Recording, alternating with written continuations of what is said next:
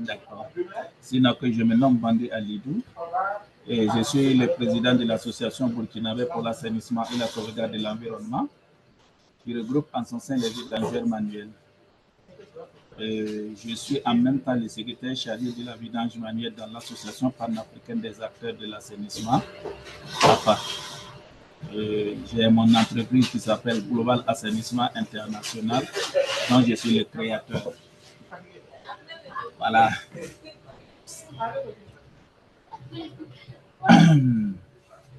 Je pense qu'à partir de là, l'association gère plus de 180 membres, avec 41 membres adhérents qui sont actifs, qui travaillent régulièrement, et les 120 autres personnes, voilà, de façon spontanée. Voilà, je pense qu'à partir de là, je peux rentrer directement à la présentation si vous êtes prêts. D'accord, allez-y. Donc, allez-y. Bon, oui, merci de la présentation.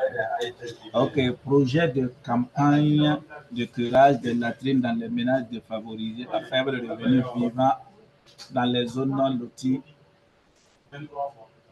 dans les zones non viabilisées, zones non loties, dans les arrondissements numéro 4, 7 et 11 de la commune de Ouagadougou au Burkina Faso. Vous pouvez passer. Ou bien j'ouvre pour moi. Monsieur Massou? Oui, je suis en train de... Ok.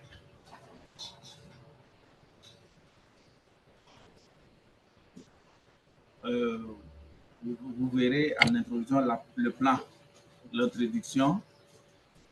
Qu'est-ce que c'est que la vidange manuelle? Pourquoi la vidange manuelle existe-t-elle au Burkina Faso? Situation de la vidange manuelle. Présentation du projet. Les perspectives de la vidange manuelle au Burkina et la conclusion. Introduction, justification du projet. L'assainissement est un problème complexe dans les villes burkinabées, surtout suite à la multiplication anarchique des zones d'habitation spontanée. L'assainissement collectif n'étant pas bien développé, les ménages font recours à des systèmes d'assainissement non collectif, principalement des latrines et des fosses septiques. Ces ouvrages nécessitent d'être périodiquement vidangés afin d'être continuellement utilisés par les ménages. Ceci implique donc l'intervention des opérateurs de la vidange qui sont souvent de deux catégories, vidangeurs mécaniques et vidangeurs manuels.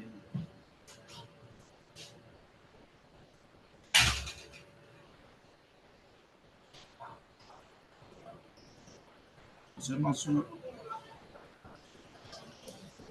introduction toujours. La vidange manuelle occupe une place non négligeable au Burkina Faso suite au type d'ouvrage utilisé par une grande partie de la population, dont notamment les latrines traditionnelles, les latrines VIP et les latrines sans plate, les latrines écossane et les puisards. Voici présenté ici en image les latrines traditionnelles, les latrines sans plate, les latrines écossanes.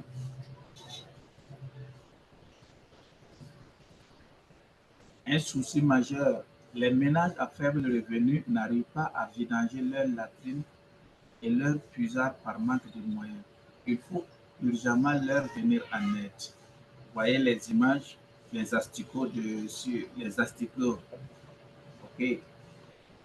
Les asticots et les latrines hermétiquement remplies, les eaux usées qui coulent derrière les murs. Vous pouvez aller continuer. Qu'est-ce que c'est que la vidange manuelle? La vidange manuelle est une technique de vidange qui consiste à vider manuellement là où les fosses d'une latrine dont le but est de la réutiliser. Les bouts concernés par ce type de vidange sont solides ou semi-liquides ou semi-solides. Ce type de boue est difficilement vidangeable par aspiration, comme le font les camions vidangeurs. Seule une intervention durable de l'homme peut permettre de vidanger ces latrines.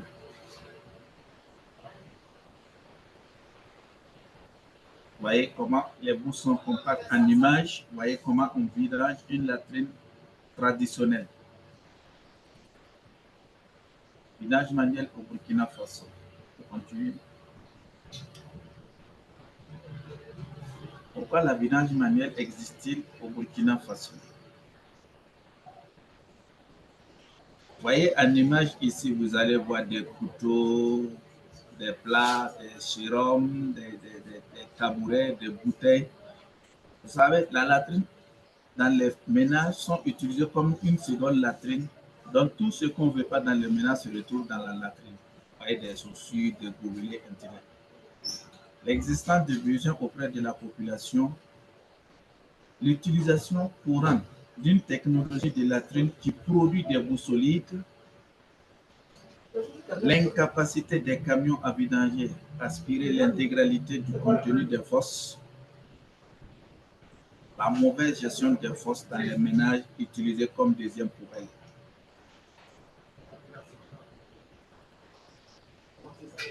Pourquoi la vidange manuelle existe-t-il?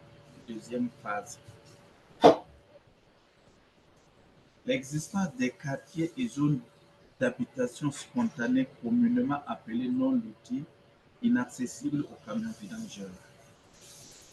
La diversité des offres de vidangeurs manuels, latrine tombée, retrait de la partie liquide solide, la gestion des boues de vidange insuffisante dans les zones urbaines, le manque d'infrastructures et des chemins directeurs pour la gestion des boues de vidange.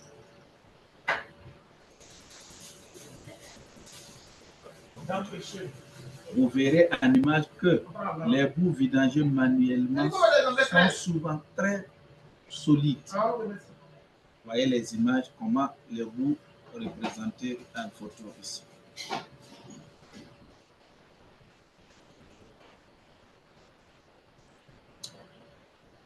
Le cas d'une latrine effondrée qui doit être vidangée. Vous voyez comment ça se présente. Un camion vidangeur ne peut rien faire ici.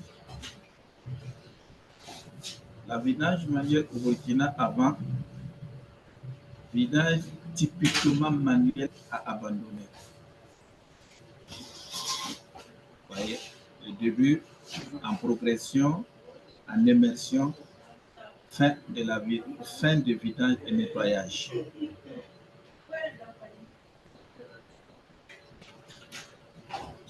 La situation actuelle de la vidange manuelle au Burkina Faso.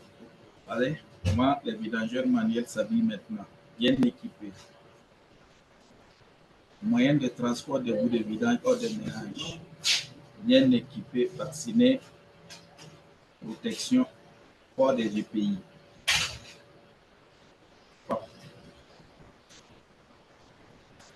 Les acteurs de la vidange manuelle au Burkina.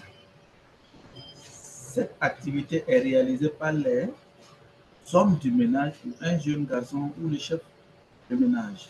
Les opérateurs privés œuvrant hors de l'association, les opérateurs privés regroupés en association à base. Les vidangeurs manuels sont souvent des hommes de tout âge, des acteurs peu sensibilisés en matière de santé publique et de protection de l'environnement. Pour la plupart de ces cas, des acteurs qui souffrent de la discrimination, des acteurs travaillant dans des conditions difficiles, sans reconnaissance, sans formation et matériel adéquat pour faire le travail. Situation actuelle de la vidange, la présentation de la base. Association burkinabé pour la sauvegarde, Association burkinabé pour l'assainissement et la sauvegarde de l'environnement ABAL est créée le 2 mars 2012 avec 24 membres. Aujourd'hui, elle regroupe à son sein plus de 41 membres actifs et plus de 180 membres adhérents. Une petite erreur de ma part. Et le logo de la base. Les principaux objectifs de la base, c'est de lutter contre la pollution des villes burkinabées par les boues de vidange et de lutter contre le dépotage sauvage et anarchique. Plaider pour une meilleure prise en compte des vidangeurs manuels dans les chaînes de valeur de l'assainissement au Burkina Faso, promouvoir la vidange semi-mécanique et sensibiliser les vidangeurs manuels au port des écueils de protection individuelle.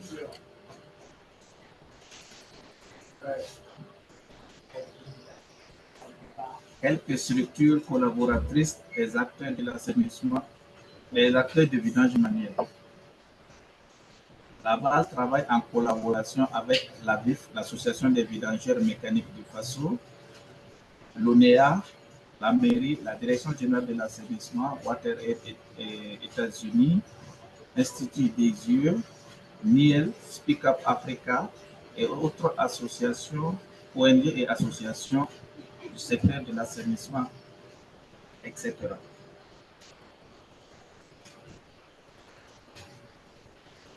Présentation du projet. Campagne de curage des latrines dans les ménages à faible. Campagne de curage des latrines dans les ménages à faible revenu vivant dans les zones non viabilisées, entre parenthèses non loties, dans les arrondissements numéro 4, 7 et 11 de la commune de Ouagadougou au Burkina Faso. Objectif global. Promouvoir l'accès aux services d'assainissement dans la commune de Ouagadougou. Objectif spécifique. Rendre accessibles les services de vidange des latrines de 300 ménages défavorisés vivant dans les zones non loties des arrondissements 4, 7 et 11 de la commune de Ouagadougou. Contribuer à la célébration de la journée mondiale des toilettes dans la commune de Ouagadougou. Les bénéficiaires sont 300 ménages répartis respectivement dans les zones non loties, communément appelées zones non loties, dans les arrondissements numéro 4, 7 et 11 de la ville de Ouagadougou.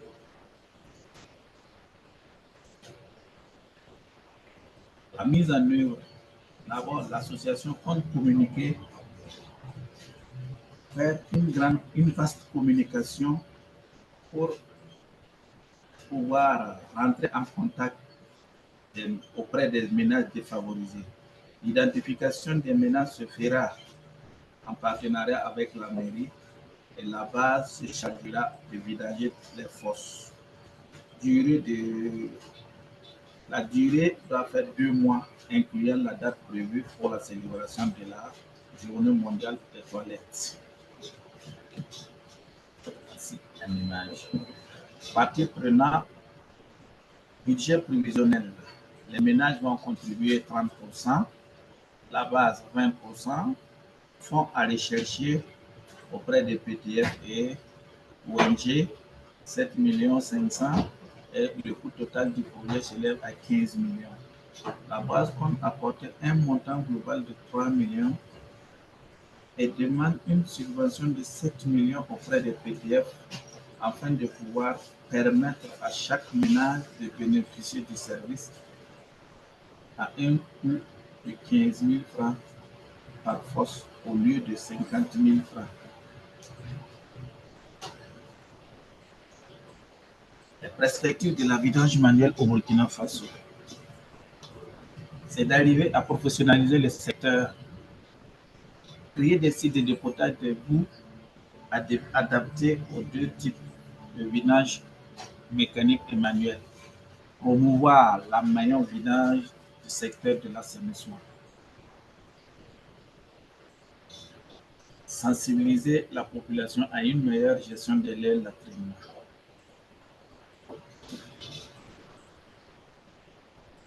En conclusion, il y a une partie qui n'est pas ressortie de ce morceau. Et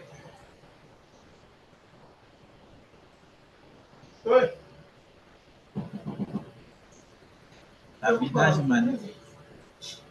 En conclusion, la vidange manuelle informelle ou en condition non sécurité doit être formalisée, fait plus sécure. Dans son état actuel, la vidange manuelle représente une opportunité économique pour les acteurs impliqués et pouvant donc contribuer à l'amélioration de la chaîne de valeur de l'assainissement. Le présent projet va aider les populations vulnérables à curer leurs ouvrages et à vivre d'un environnement plus sain. Bonne célébration de la journée. Ce projet donnera sans doute un coup de lumière à la Journée mondiale des toilettes. Bonne célébration de la Journée mondiale des toilettes. Je vous remercie.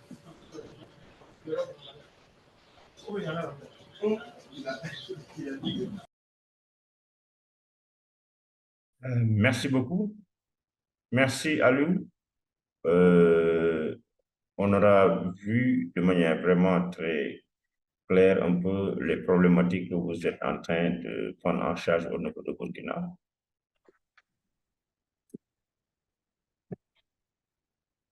Yes, thank you so much, Alidou, for the presentation. We will now be taking some questions. So if anybody has questions, please feel free to ask them. Merci Aliou, merci Michael.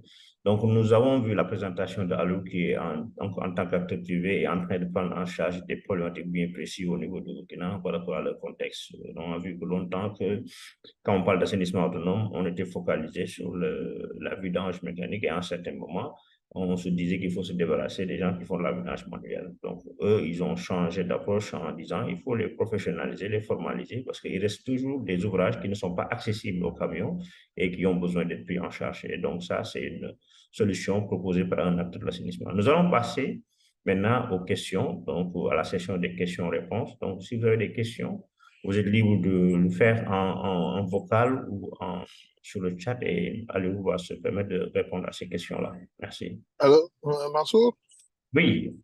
Je vais essayer d'entrer en jeu très tôt pour ne pas quitter sans faire des remarques sur la présentation. Si vous le permettez, je peux intervenir? Oui, allez-y, docteur. Vous avez la parole. Merci beaucoup, Mansour. Merci donc à Dino pour cette présentation. Et je pense que, Mansour, vous avez touché du doigt un des aspects importants. Il est vrai que tout le monde ne peut pas avoir des vidanges mécaniques. Il faut aussi parfois des vidanges manuelles. Le contexte parfois s'y prête. C'est un problème parfois d'urbanisation. Les camions ne peuvent pas accéder à des zones, il a dit, donc qui sont inaccessibles. Moi, je n'ai rien contre donc cette forme de vidange. Je veux qu'on modernise, c'est vrai. Le seul problème qui existe aujourd'hui, j'ai entendu dire qu'ils veulent professionnaliser l'activité, mais ça passe par la sécurité, par les conditions d'hygiène. Aujourd'hui, dans sa présentation, il n'a pas insisté sur les conditions d'hygiène. Les gens même qui descendent dans les fosses là, qui travaillent, quand vous les voyez réellement, vraiment, tu dis qu'il faut qu'on cesse de faire ce genre de village-là. Ça peut être approuvé, mais ça doit être accompagné par une sécurité. Moi, je me rappelle bien, j'avais même fait une sortie dans LinkedIn, je pense bien, et Mansour, je disais que je l'avais intitulé, donc le BAEPEL doit disparaître. Vous connaissez bien les BAEPEL. Moi, j'étais parti dans cette théorie-là, pas parce que je suis contre cette forme de vidange-là, mais parce que les conditions ne sont pas réunies pour faire ce vidange-là. Si ces gens-là veulent vraiment, si vous voulez les aider pour que ce soit du professionnalisme, il faut que vraiment ça mette des conditions d'hygiène. Donc, il faut que les gens soient regardants. Il faut qu'on réussisse à leur donner des agréments. Celui qui une entreprise qui ne respecte pas ces conditions-là, donc ne doit pas pouvoir exercer donc, ce travail-là. Donc voilà, moi c'est comme ça. Donc, mais il faut dire que c'est complémentaire. Il y a des zones qui sont inaccessibles. Alors, même pour cette question d'accessibilité, un jour je posais la question à quelqu'un. Je dis, mais quand vous voyez dans des quartiers du Sénégal, Guinaoré et Constant qui ne sont pas accessibles aux véhicules, vous dites que les camions ne peuvent pas accéder. Mais pourtant, dans ces zones-là, les gens construisent des immeubles. Comment ces gens-là ont fait pour amener ces matériaux-là jusqu'à construire des immeubles? C'est une question. Donc, on peut faire un mix. On peut avoir des tricycles, en tout cas des choses qui peuvent accéder à ces zones-là, mais quand même que la chose soit modernisée en insistant sur le volet de sécurité et conditions d'hygiène. Mansour, voilà, j'ai beaucoup de choses à dire là-dessus, mais je ne veux pas me montrer la parole. Une fois de plus, merci beaucoup encore pour SMA de rappeler un peu aux besoins de l'investissement, aux besoins de violence. Merci beaucoup, Mansour, et merci beaucoup à vous tous. Ciao. Merci, docteur. Et donc, je rappelle que Pape Samba est donc travaille pour la structure de l'assainissement, qui s'occupe de l'assainissement au Sénégal, et que donc il aussi intervient au niveau de la foire. Donc, il a axé son intervention sur 2 points. Sur, si on veut vraiment professionnaliser, et Ali, tu vas répondre par rapport à ça, il faut insister sur le volet sécurité et hygiène. Ça se permettre d'avoir des gens qui interviennent et qui peuvent être sur le point.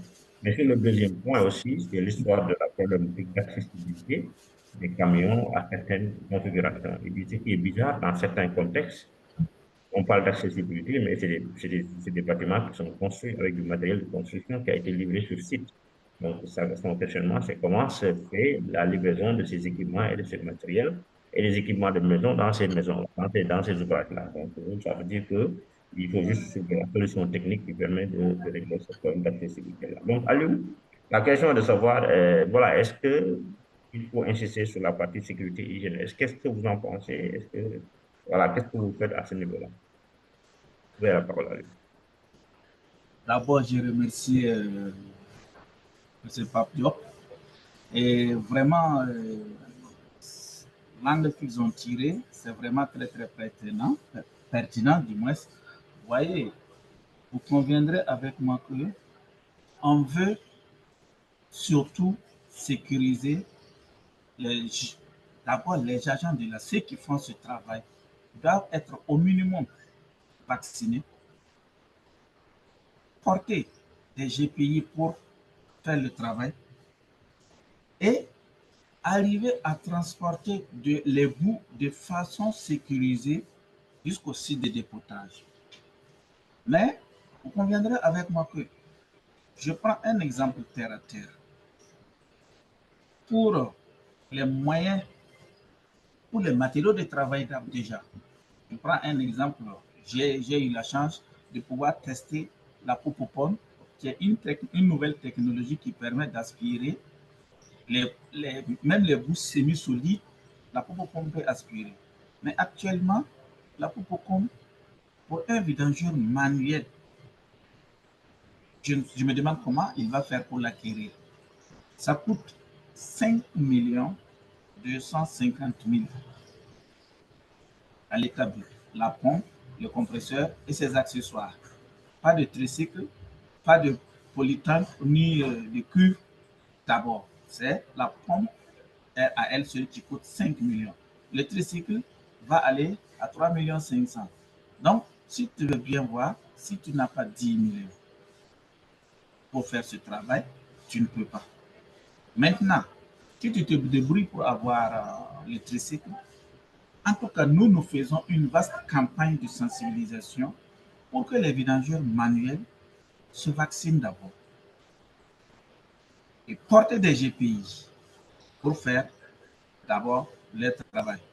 Ne plus dépoter dans les ménages parce que c'est un risque qu'ils font courir à la population, les risques de santé.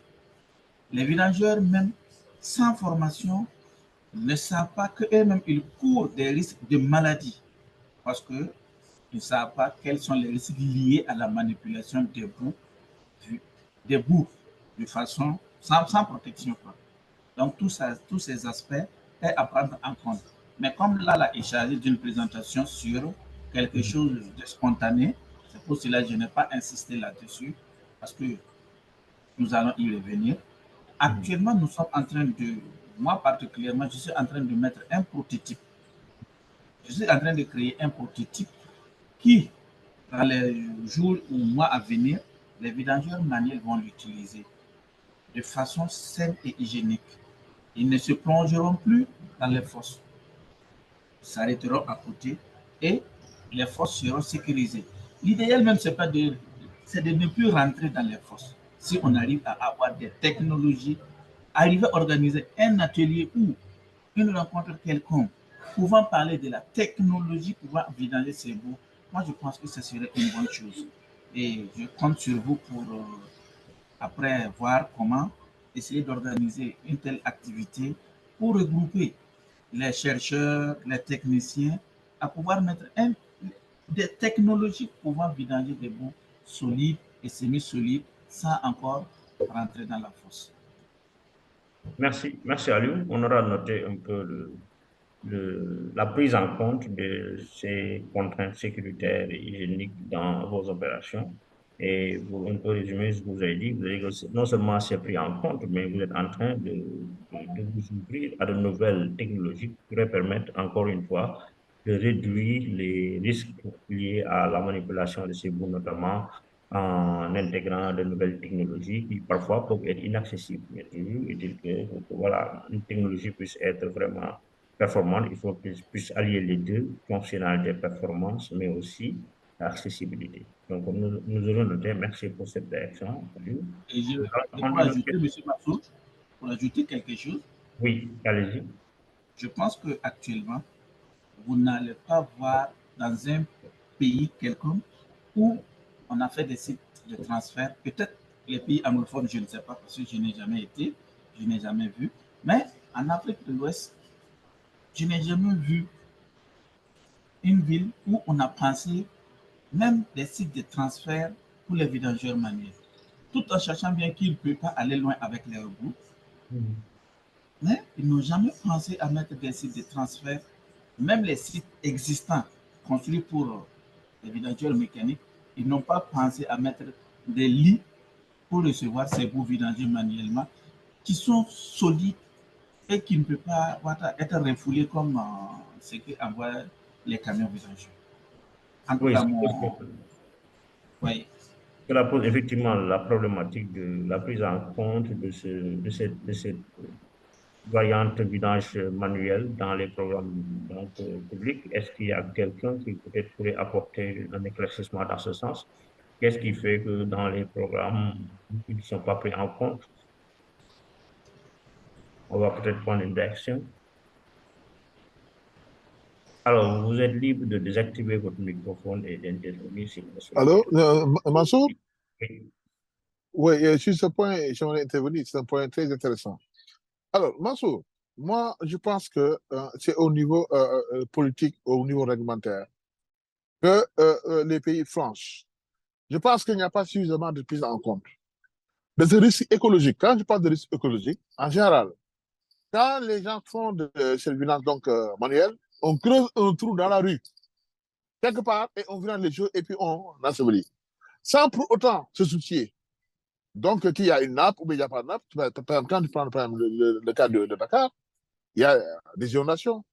Mais tout ça, là, ça passe dans les eaux de pluie. Et ça affecte l'ensemble des populations. Je pense que c'est à l'autorité, c'est aux politiques d'être conscients, de faire un plaidoyer d'abord pour dire que ces gens-là, ceux qui sont en train de vidanger ces produits-là, il faut leur chercher des sites de déportage. Sinon, les gens, c'est vrai, ils n'ont jamais mis des points par rapport à ça. Et quand quelqu'un fait cette manière-là, comme je l'ai dit, il n'a pas d'outil de transport pour l'amener dans les stations de vidange. Ça peut être donc, un peu loin. Et ça fausse le business. Alors, l'autre aspect que je voulais dire, en fait, je crois que Alidou l'a brossé un peu, c'est un problème vraiment d'entreprise. Comment créer une entreprise, prendre en compte toute l'hygiène et avoir les outils qu'il faut pour faire donc, cette activité-là. Ça pose un problème. Tant que les États ne vont pas réussir à subventionner ces gens-là qui ont des petites et moyennes entreprises dans ce sens-là, l'activité toujours ne va pas donc prospérer. Le troisième aspect sur lequel je veux tirer, si aujourd'hui cette manière-là prend de l'ampleur dans une zone, qu'en est-il pour cette vidange mécanique? C'est un problème de business. Alors, vous avez un marché qui est là. Si 90% ça donne toujours à cette pratique de vidange, qu'en est-il pour quelle est que ça la part de marché de quelqu'un qui veut monter une entreprise de vidange mécanique qui veut acquérir des engins. Ça aussi, ça crée des problèmes. Il va falloir qu'en instant que les autorités soient plus regardantes par rapport à ça. J'ai bien aimé la proposition de l'Alidou a dit qu'il faut un séminaire, un vivier, où on aura par exemple des responsables locaux, des décideurs, des chercheurs, des ingénieurs. Tout le monde va essayer de donner son avis par rapport à ça. Et surtout, de déboucher sur un accompagnement. Si on n'accompagne pas l'activité, vraiment, moi, je doute qu'un jour que ça puisse prospérer réellement. Merci beaucoup, Mansour. Merci, docteur. On aura noté qu'il faut impérativement un accompagnement des services publics pour prendre la prise en charge de ces problématiques-là. On va peut-être prendre l'intervention de Fodé Traoré avant de prendre Ibrahim Kimba. Donc, Fodé Traoré, vous avez la parole. Merci, docteur. OK. Bonjour, M. Fall. Je remercie le présentateur. C'était une présentation vraiment très intéressante. Nous recommandons vraiment des échanges, surtout aussi en français. Aujourd'hui, vraiment, on n'a pas eu du mal à bien comprendre, nous, les pays francophones. Moi, j'aimerais intervenir par rapport à un point, comme il a si bien dit, pratiquement dans toutes nos capitales, les latrines utilisées, on voit que les boues sont très sèches. Et puis, pour vidanger avec les camions, ce n'est pas aussi évident. Et s'ils peuvent développer des technologies ou bien des produits chimiques pour pouvoir diluer vraiment les fesses sèches là, pour pouvoir rendre liquide, pour faciliter un peu les vidanges. Ça, c'est mon intervention. Je vous remercie. Merci Fodé. On va enchaîner avec la question de Ibrahim Kimba. Après, à lui, on a la possibilité de répondre à ces deux interventions-là. Ibrahim Kimba, vous avez la parole. Vous pouvez activer votre microphone, s'il vous plaît. OK. Bonjour, chers participants, chers panélistes. Monsieur Mansour Fall, bonjour, Papa Samba Diop. Je salue au passage Monsieur Halidou Pandé. Donc, moi, mon intervention ou bien ma question va se focaliser sur l'intervention de Halidou Pandé. Et je crois bien qu'il vient de lancer un défi à nos chercheurs et techniciens pour leur dire une question toute simple. Hein. C'est-à-dire, ailleurs, en Europe, en Asie, ils ont sûrement trouvé une technologie à travers la poupou-pompe qui parvient vraiment à les satisfaire en ce qui concerne l'évacuation des boues au niveau des fosses. Il est en train de nous expliquer que cette poupou-pompe n'est pas adaptée à nos contextes. Quitte maintenant à nos chercheurs et techniciens de voir comment réadapter cette technologie ou bien comment proposer une technologie qui leur permet d'éviter de rentrer dans la fosse tout en étant efficace dans le travail que le prestataire demande. Je crois bien que c'est très pertinent ce qu'il vient de soulever. Parce que non seulement cette technologie n'est pas à la portée du vidangeur manuel, je vais dire ordinaire, parce que s'il faut débourser 5 à 10 millions, c'est tout un problème. Mais la praticabilité même de cette technologie sur le terrain pose problème. Qu'est-ce que nous, au niveau de l'Afrique, nos chercheurs ou bien nos techniciens peuvent faire pour vraiment améliorer cette technologie pour permettre aux clients d'être satisfaits et pour faciliter aussi la tâche aux vidangeurs manuels. Donc, c'est là où je voudrais vraiment en venir. Merci. Merci Ibrahim. Donc, nous allons peut-être étayer un peu les deux questions et puis laisser la parole à Ali Condé. La première question, c'est concernant la spécificité de ces boues qui sont vidangées dans ces différentes toilettes et latrines, eu égard à l'équipement. Ils ont donc Fodé Traoré fait le point qu'en fait, il s'agit de solide et qui est un peu difficile à enlever. Et que donc, il y a ce défi de mettre en place une technologie qui pourrait donc gérer ces caractéristiques-là. Et Ibrahim a rebondi sur la question en disant que justement, c'est une interpellation de ce secteur privé par rapport à la communauté scientifique. Il faut qu'ils arrivent à identifier la problématique et aider à trouver des solutions qui soient adaptées. Parce qu'une solution qui est importée n'est pas forcément adaptée sur le plan de la performance, mais aussi sur le plan de l'accessibilité, parce qu'un équipement, effectivement, qui coûte plus de 5 millions n'est pas forcément accessible pour ce vidangeur manuel. Donc, on va passer la parole à Aliou, il va un peu se prononcer par rapport à ça. Et il s'agit d'états de fait et des remarques. Alors, qu'est-ce que vous en pensez? Je pense que tous mes prédécesseurs qui ont eu à parler, ils ont direct tapé sur lui.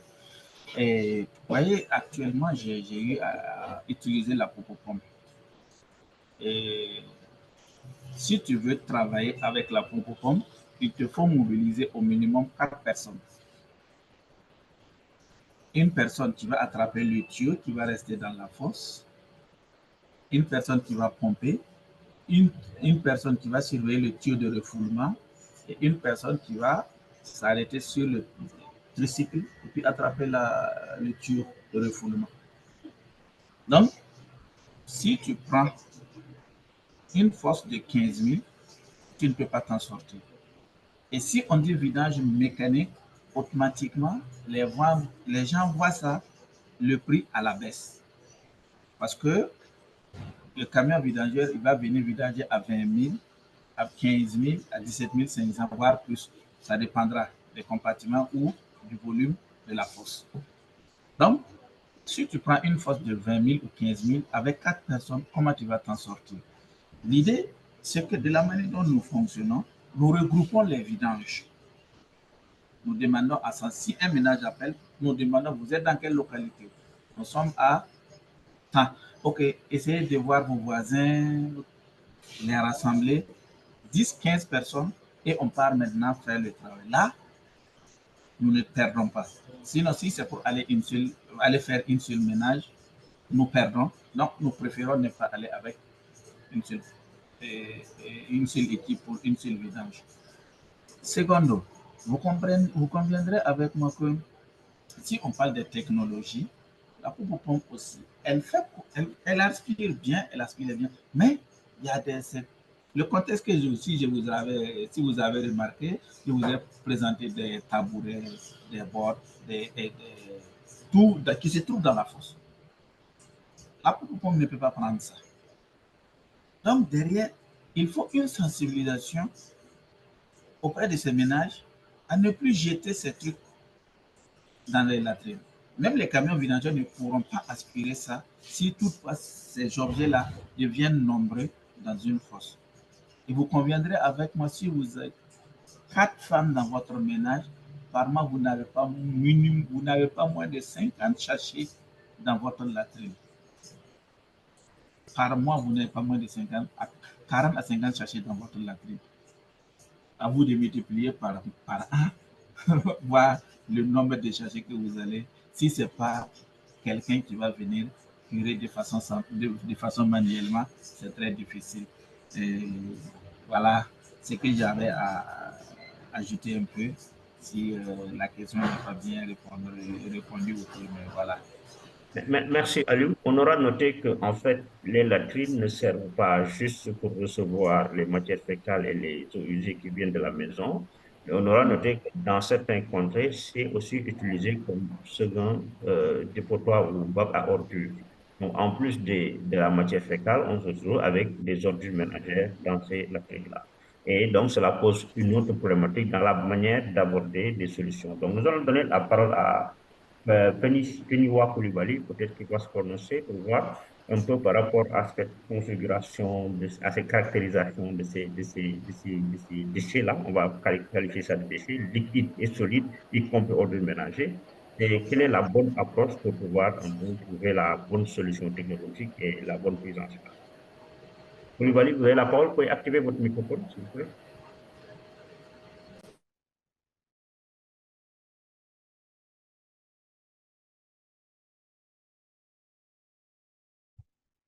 Koulibaly, on ne vous reçoit pas. Vous avez activé votre microphone, mais on n'arrive pas à vous entendre. Mon micro activé, vous m'entendez? Oui, on vous entend, on vous reçoit. Vous avez la parole, Koulibaly. Ok, à peu près. Donc, bonjour, monsieur Mansour Fall. Bonjour à Ali Bandé, que j'ai eu l'occasion de rencontrer lors du FSM ici à Abidjan. Et bonjour également à tous les participants. Moi, ma question, c'est relative au cadre réglementaire de gestion des boues de vidange ou de l'assainissement non collectif. Est-ce qu'au Burkina, les politiques prennent en compte les vidangeurs manuels? Parce qu'ici, en Côte d'Ivoire, tous les textes vont à combattre les vidangeurs manuels. Ils sont même pourchassés par les services de police parce qu'ils sont à la base des déversements anarchiques de boue dans les rues et dans l'environnement. Est-ce que, dans un premier temps, il ne faudrait pas adapter les textes réglementaires pour qu'ils prennent en compte d'abord les vidangeurs manuels, au lieu d'être combattus, on les prend en compte et voir comment les insérer dans le circuit de gestion durable des boues de vidange. Ça, c'est ma première préoccupation, mon premier point de vue. Puis, concernant les techniques, bon, je félicite M. Alidou Bandé pour cette technique-là qui va vraiment en sauver plus d'un. Tel qu'il a dit, la technologie actuelle n'est pas adaptée à notre contexte. Dans nos forces villageoises, là, c'est un fourre-tout. Il y a tout dedans. Il y a des déchets solides, il y a des mèches, il y a tout est mélangé. Et c'est difficile pour un camion, même un hydrocureur, de vraiment vidanger, comment on appelle, tout le contenu de ces latrines. Donc, vraiment, nous attendons à point nommer sa technologie et on espère que vraiment ça va résoudre beaucoup de problèmes. Voici ainsi mes différentes remarques. Je vous remercie. Merci Koulibaly. Donc Koulibaly a un peu relevé la problématique du cadre réglementaire. Effectivement, dans certains contrées, vraiment, il y a une lutte farouche contre ces vidangeurs manuels dû au fait que, en fait, il n'y a pas de dispositif pour les permettre de décharger les déchets qu'ils sont en train de collecter. Et donc, dans ces contrées, les gouvernants pensent qu'ils font partie du désordre et qu'ils amplifient le désordre et que donc, de ce fait, il faut carrément lui mettre un programme pour les enlever. Alors, qu'est-ce qui se passe au niveau de Burkina pour permettre à donc, votre association Aliou de pouvoir exister et d'avoir des programmes? Est-ce que l'État ne vous interdit pas de faire vos activités ou bien vous avez pu négocier ou bien c'est prévu dans les textes de Burkina de vous permettre de faire votre activité? D'accord. Je pense qu'au Burkina Faso, la vidange manuelle n'est pas homologuée. La vidange manuelle n'est pas homologuée. Seule la vidange mécanique qui est homologuée. Mais lors d'un atelier, j'ai eu à poser la question. Je ne peux pas comprendre. Vous faites la promotion des ouvrages vidangeables mécaniquement et vous n'homologuez pas la vidange manuelle. Je prends un exemple. À Ouagadougou, l'ONEA réhabilite les latrines traditionnelles en latrines VIP. Et qui dit une latrine VIP bien entretenue est égale à la vidange manuelle. Les ONG construisent des latrines VIP, des latrines sans plate et des latrines écosan dans les communes périphériques et même souvent à Ouagadougou. Pourquoi ne pas homologuer cette activité pour les permettre de faire correctement leur travail? Vous pouvez mettre des garde-fous. Toute personne voulant intervenir dans ça, il faut avoir un cahier de charge propre à la personne. Il faut bien équiper, être vacciné, avoir un moyen roulant pour transporter les boues. Et maintenant, ayez le courage de dire créer des sites de transfert pour ces personnes qui vont amener ces boues des ménages à cet endroit indiqué pour dépoter les boues. Et à partir de là, vous allez avancer. Secondo, je remercie actuellement le ministre de l'eau et de l'assainissement qui a voté un décret pour la mise en place d'un site de dépotage dans chaque commune. Même si ce n'est pas encore commencé, en tout cas, ce décret vient à point, en tout cas soulager déjà ce que nous on craignait depuis, parce qu'on a beau lutter, jusque-là, on n'a pas de site de dépotage, on n'a pas de site de transfert, on essaie de faire avec ce qu'on peut. dans la nature. Mais le décret vient en tout cas nous soulager et on verra les jours à venir les conduites à tenir pour la mise en place de ces sites pour nous. Voilà. Merci Aliou. Donc cela pose un peu le problème de l'opportunité d'apporter un peu le soutien étatique à ces structures qui font de la vidange mondiale. Et il faut aussi prendre le fait que, en fait, c'est des programmes assez contextuels. Dans chaque contexte a ses propres contraintes. Mais une chose est claire, il y a un besoin qui doit être pris en charge qui n'est pas encore pris en charge convenablement. Et donc, cela pose le problème de l'accompagnement, du cadre réglementaire, mais aussi du modèle économique. Comme disait le Dr Samba Diop, c'est bon de mettre en place des programmes d'accompagnement, mais quelle va être la place de ces structures-là par rapport aux vidanges qui sont en train de promouvoir les vidanges avec des camions plastiques. Mais on aura vu que les caractérisations de ces déchets-là diffèrent un peu des déchets qu'on retrouve dans les flottes septiques. Et ce qui fait que la prise en charge devra certainement être différente. En tout cas, on voit qu'il y a de nombreuses problématiques qui ont besoin d'être prises en charge par la communauté.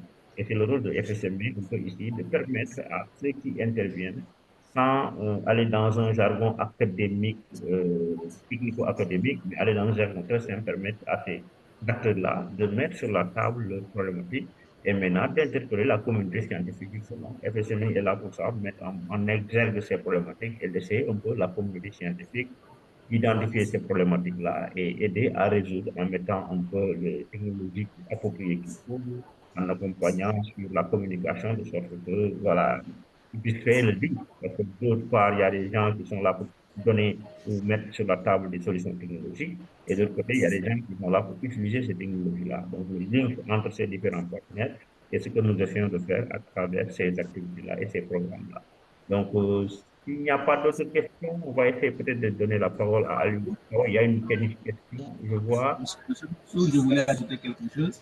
Pape Samba, oui, Pape Samba voulait ajouter quelque chose. Après, on te donne la parole, Aliou. On laisse pas. Mansour, merci beaucoup encore. Je m'excuse de revenir encore par la parole, mais ce débat-là est très intéressant.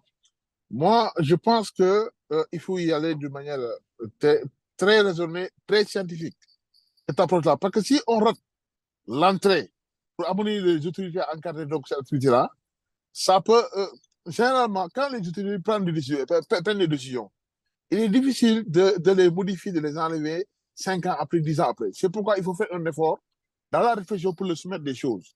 Et il faut faire très attention en disant que donc il va falloir que l'État encadre, l'État donc doit prévoir ça et ainsi de suite. En fait, c'est un couteau à double tranchant. Je veux dire que si l'État va donner un agrément à quelqu'un pour faire ce genre d'activité-là, il va de soi que l'État va demander toutes les garanties. Or, ces garanties-là, donc Alidou vient de le souligner, ça va amener à avoir du matériel un peu sophistiqué, à réunir toutes les conditions de sécurité et le business sera trop cher. Alors moi, je pense que les entreprises qui veulent faire ça doivent aller présenter un business model intéressant, sexy, attractif. Je m'explique. Aujourd'hui, on ne connaît pas, on parle de cet appareil-là qui peut financer sans risque, qui coûte 5 millions, des choses comme ça. Mais on ne nous a jamais dit quelle est donc la performance. Combien de forces donc ils peuvent vidanger, on ne sait pas. Quelle est la capacité, quel est en général donc le volume de chaque force, qu'est-ce que les gens payent. Moi, je pense qu'il va falloir qu'ils soient très intelligents. Il parle de district, il parle de communes. Il y a l'autorité locale, la mairie. Comment négocier avec une mairie pour lui dire, écoutez, faites un investissement sur ce matériel-là. Le matériel vous appartient. Mais nous sommes des prestataires. Et chaque fois qu'il y a un client dans votre zone qui veut faire ce finance-là, il paye tant, nous, en tant que prestataires. Moi, je pense que présenter sous cet angle-là, un maire va dire à la commune, écoutez, j'ai mis à votre disposition du matériel pour 10 millions pour vous permettre de vidanger vos fosses. Vraiment, c'est une réflexion que je suis en train d'ouvrir pour dire qu'il ne manque pas de possibilités. Mais il va falloir essayer de convaincre d'avoir un bon business model. Il y a plusieurs schémas qu'on peut présenter. Peut-être que si FSMBA va organiser d'autres séminaires sur des sujets très pointus, je pense qu'on peut apporter des solutions, des voies de négociation. Merci beaucoup, Mansour. Merci, docteur. Et donc, c'est ça l'approche de FSM, c'est de mettre ensemble les différents profils parce qu'il s'agit de problématiques qui touchent la communauté. Et en général, ces problématiques-là ne peuvent pas être prises en charge par juste un profil bien déterminé, mais il faut l'approche étatique, il faut l'approche académique, et il faut l'approche un peu du privé. Et on aura vu sur l'audience qu'on a différents participants qui viennent de ces différents secteurs d'activité. On a des académiques qui viennent de Suède, on a des académiques qui sont connectés à partir de Chine, on a des entreprises privées qui sont connectées aussi, et on a aussi des gens du public comme Pape Samba qui apportent un peu cet éclaircissement et qui est important d'ailleurs parce que comme Ali ou comme Pape Samba l'a dit, il ne s'agit pas de demander à l'État de faire des choses pour prendre en charge juste un problème ponctuel parce que l'État, quand il intervient, quand il met en place un système, c'est pour 10 ans ou 20 ans ou 15 ans. Donc, il faudra bien travailler un peu l'approche pour que l'étude d'impact de cette décision étatique soit bien prise en compte et que les différentes contraintes soient prises en compte. Il a aussi souligné le fait qu'il s'agit de mettre en place souvent de bons modèles économiques qui permettent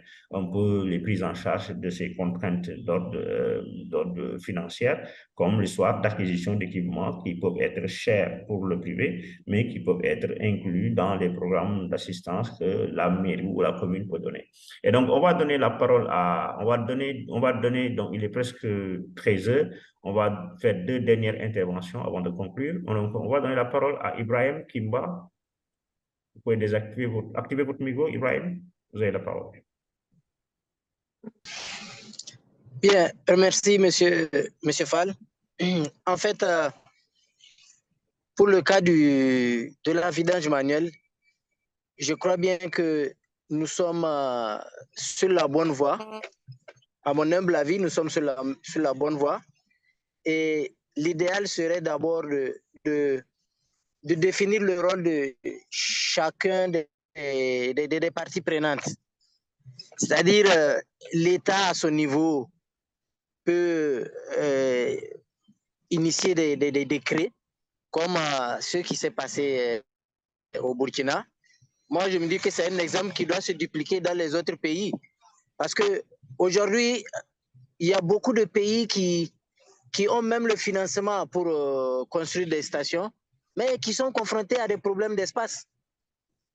Et ce problème d'espace peut ne pas être résolu dans un court délai. Et ça peut aussi compromettre les financements. Je crois bien que ce que l'État du Burkina a fait, l'État par rapport à l'initiative Une ville, une station, c'est vraiment à féliciter. Hein, c'est vraiment à féliciter parce qu'il est dit dans le décret que dans chaque commune, dans chaque ville, ainsi de suite, il faut qu'il y ait des espaces dédiés à l'assainissement, plus particulièrement les stations. C'est ça le rôle que nous attendons au niveau de l'État.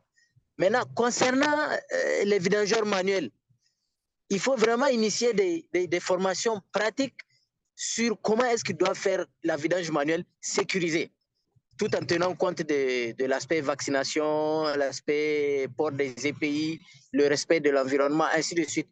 C'est pour cela que je suis en train de dire que réellement nous sommes sur la bonne voie. Il suffit simplement que ces modèles-là soient pensés de façon vraiment rationnelle et efficace et qu'on puisse, à travers les plaidoyers, les dupliquer dans les autres pays. Parce que l'avantage que nous avons, c'est que les pays ne sont pas au même niveau d'évolution.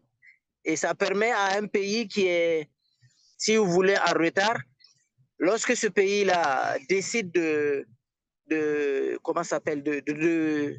s'engager dans ce secteur, il va avoir un raccourci en ce sens que beaucoup d'obstacles auxquels les autres pays ont fait face, lui, il va les éviter à travers peut-être les meilleures solutions ou bien ce qu'ils ont pu faire de façon pragmatique et qui a fait évoluer le secteur. Donc, c'est le constat ou bien ma contribution que je voudrais faire à l'égard de cette thématique-là.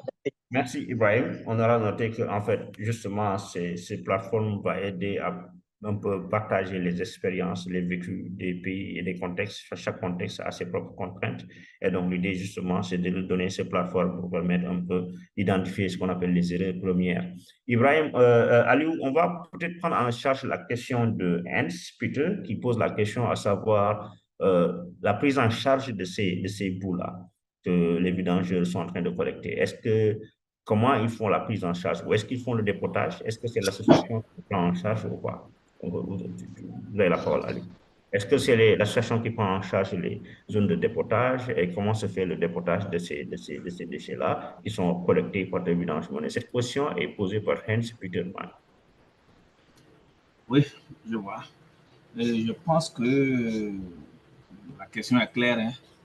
Actuellement, je dirais depuis des années, les bouts vidangés manuellement sont déversés dans des carrières abandonnées, dans l'environnement, sans traitement. Et c'est ça qui nous met mal à l'aise. Parce que les ménages ont des latrines remplies. Nous sommes là, c'est pour vidanger. Et si on vidange, voilà le problème. Où aller dépoter? C'est un